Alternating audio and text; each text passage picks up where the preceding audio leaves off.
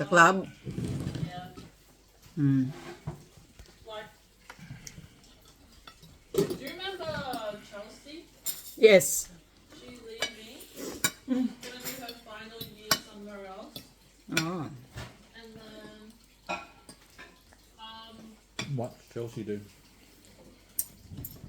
Chelsea is a French chef. Oh, chef. And then, you remember Amy Ward? Yes, The one Amy. with the bright blue eyes and Mm. yeah, she's leaving as well because she's doing nursing in Oh, Randwick. okay. Mm. Randwick. Yeah. Ooh. And then another girl that you won't know is leaving as well. Well, that's the club. You know, there's a life in the club. There's no really permanent Yeah. employees. And then Trinity is thinking about leaving as well.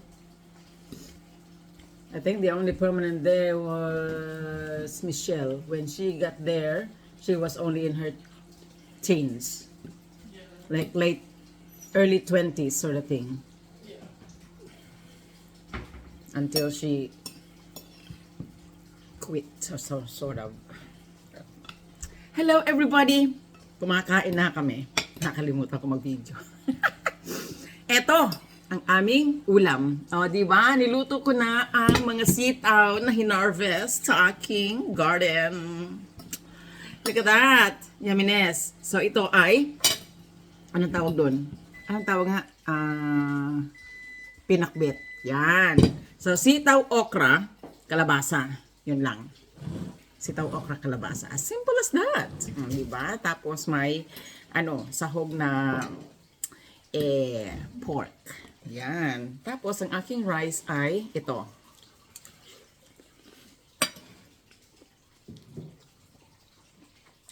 Actually, this black rice is glutinous rice.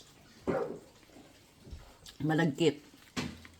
Pero napuna ko lang, yung kanilang malagkit, itim na malagkit, ay hindi kasi katulad sa atin. Mahahaba yung hibla niya. Hinaluan ko ng normal rice, white rice. Dalawa. 2 cups ng black rice, 2 cup ng white rice. Matindi talaga ang kulay ng kasi nakulay. Hindi mo na mahalata kung alin dyan yung white rice.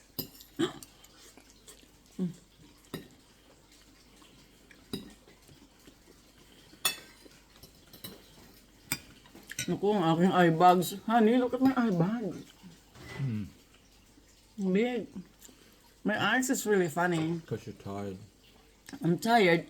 I am feeling tired because of something wrong with my eyes, you know? It's dry na nagluluha siya ng malagkit na luha na hindi naman talaga tumutulong luha. Namamasa lang yung mata ko. Ganun. Ganun siya. So, hindi ko alam kung anong saan siya nagagaling, kung siya ba ay gawa ng aking arthritis o kung siya ba ay gawa ng aking cancer. Siya, malagkit yung luha niya, tapos hanggang pilik mata lang ang luha. So, kumbaga parang misty-eyed.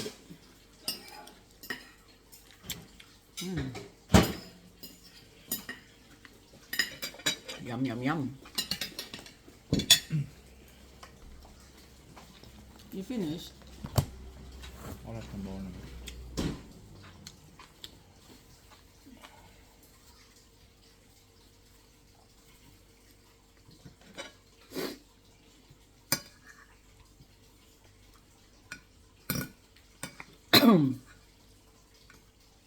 Sumasabit yung kanin sa lalamunan.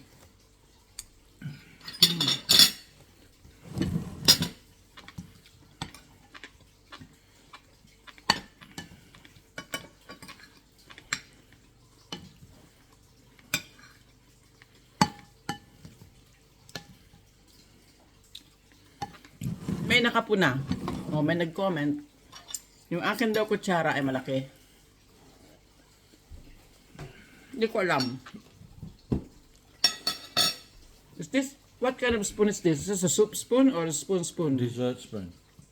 But I reckon they're nearly table bloody spoons. What do you mean? They're big. Yeah, so, is this for eating? Dessert spoons, yeah. Dessert? But they're large. Yeah, not soup spoon. Soup spoon is round, isn't it? yeah. And normal spoons I like a touch smaller. Oh, so this is not a normal spoon. Or for this company it is. But So, depende talaga sa gumagawa. O, di ba? May nag-comment kasi, ang sabi niya, buti daw kasi sa bibig ko, yung spoon na to dahil ang laki daw. Pang soup daw yung soup spoon na to. Sabi ko, mabuti na lang din at malaki ang bibig ko. Ako naman ay hindi nasasaktan sa mga ganyan. Ako, maliit na bagay. Alam mo yun, hindi ko pinapatulan yung mga ganyan. Ano pa, ang tawag dito, okay lang sa akin. Kasi ang importante naman, mabusog. Diba? Ang daming taong may sakit na walang ganang kumain. Kahit anong gawin nila, wala silang ganang kumain. Kaya, kese hudang magkamay ako o gumamit ako ng sandok sa aking pagkain, I don't really care. Diba? It's the least of my worries. Ngayon, yung mga nakakapanood sa akin na namang problema sa aking mga pinaggagawa, ay nako. Huwag kayong ganyan. Maikli ang buhay.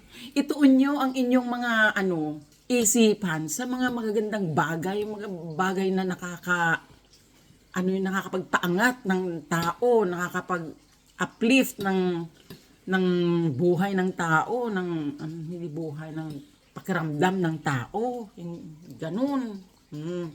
Buti na lang hindi ako pala patol sa mga ganyan at positive lagi ang aking isipan. Kaya imbis na tinang ko in a negative light ang mga ganyang klaseng puna, hindi mangyayari. Kasi ayoko ng stress.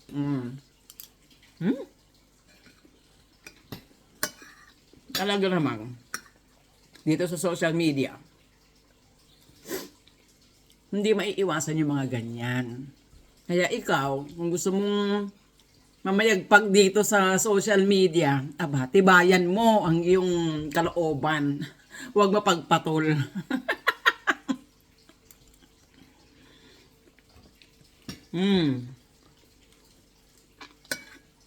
Yan. Di ba? Kasi hindi naman natin sila mapipigilan. Sasabihin nila kung anong gusto nila sabihin. Di ba? So, imbis na negative ang pagtingin natin, gawin natin constructive. Ay!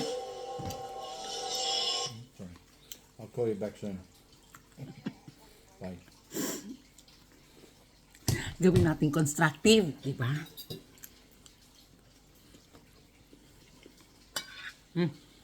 Yan.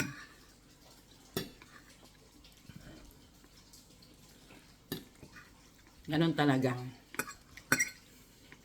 At saka minsan, tingin natin, negative yung kanilang sinasabi. Pero hindi naman pala. Di ba?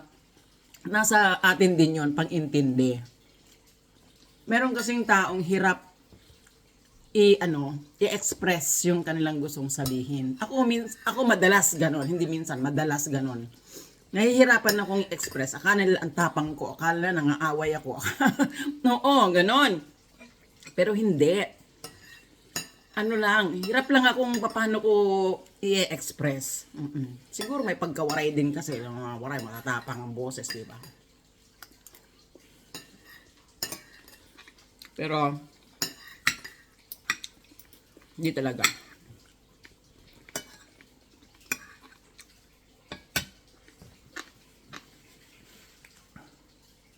Masarap na eh. Yeah.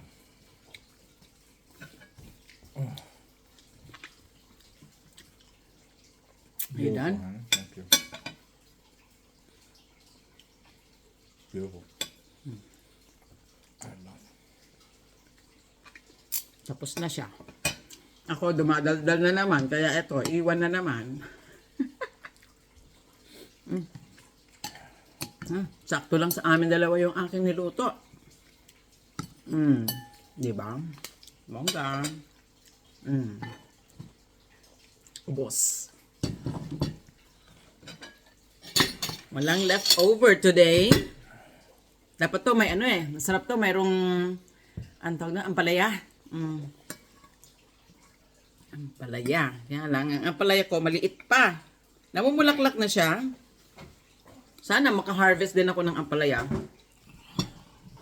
Namumulaklak na siya.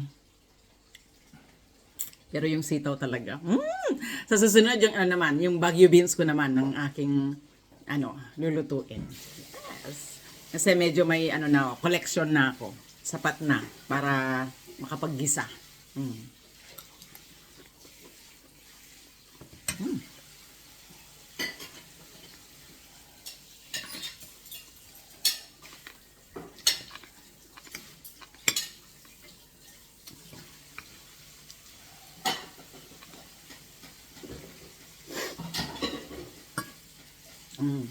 Baka sasabihin din ng iba dyan, ma'am, huwag nyo ng patulan eh. Hindi talaga ako pumapatol. Pinapaliwanag ko lang yung pananaw ko. Nasabi ko lang yung pananaw ko. Hindi ako pumapatol sa mga ganyan. Hinayaan ko lang sila. Sinasagot ko naman, nagre-reply naman ako, pero yan a nice way naman.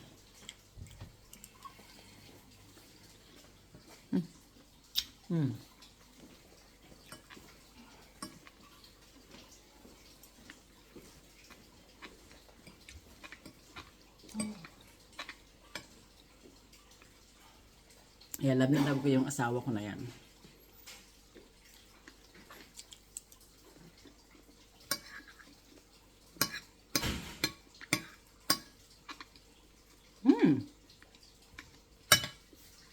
Beautiful. Well, guys, iniwan na ako ng asawa ko. So, ako ay tatapusin ko muna itong aking kinakain.